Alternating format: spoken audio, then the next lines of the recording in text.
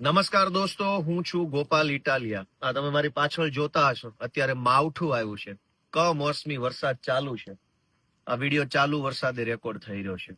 ખેડૂતોને મગફળીમાં, સોયાબીનમાં, કપાસમાં, લગભગ તમામ પ્રકારના વાવેતરમાં ખૂબ મોટા પાયે નુકસાન થયું છે આ વરસાદના કારણે. ગઈકાલ રાતથી જ વરસાદ આવે છે.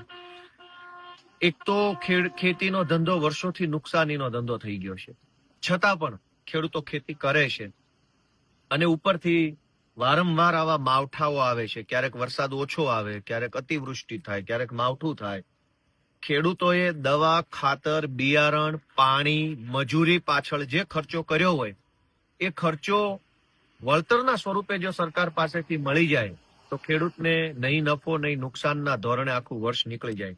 પરંતુ સરકારમાં અહંકાર છે ભાજપની, એટલે એ લોકો સાંભળતા નથી. ત્યારે ખેડૂતોના મુદ્દા ઉપર અવાજ ઉઠાવવા માટે, ખેડૂતોના મુદ્દાની રજૂઆત કરવા માટે, ખેડૂતોના પ્રશ્નો સાંભળવા માટે દિલ્હીના પૂર્વ મુખ્યમંત્રી અને આમ આદમી પાર્ટીના રાષ્ટ્રીય કન્વીનર શ્રી અરવિંદ કેજરીવાલજી અને શ્રી ભગવંત માન સાહેબ પંજાબના મુખ્યમંત્રી શ્રી યશોદાન ગઢવી સહિત અમારા તમામ નેતાઓ આવનારી તારીખ 31 ઓક્ટોબરના રોજ સુરેન્દ્રનગર જિલ્લાના સુદામડા ખાતે બપોરે 1 વાગ્યે પધારી રહ્યા છે.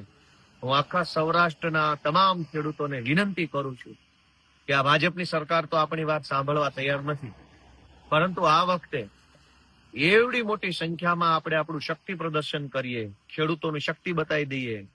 અને એ 31 તારીખે સરદાર જયંતિના રોજ સરદાર પટેલ એક ખેડૂતોના આગેવાન હતા. એમની જન્મ જયંતિ નિમિત્તે આખા ગુજરાત ભરમાંથી, આખા સૌરાષ્ટ્રથી એટલી વિશાળ સંખ્યામાં ખેડૂતો ઉપસ્થિત રહે કે ભાજપની સરકારના આંખ કાન ખુલી જવા જોઈએ. દોસ્તો, 31મી તારીખે સુરેન્દ્રનગર જિલ્લાના સુદામડા ખાતે કિસાન મહાપંચાયતમાં અરવિંદ કેજરીવાલજી અને ભગવંત માન સાહેબના નેતૃત્વમાં આયોજિત જનસભામાં આપ સૌ પધારો એવી વિનંતી સાથે જય કિસાન.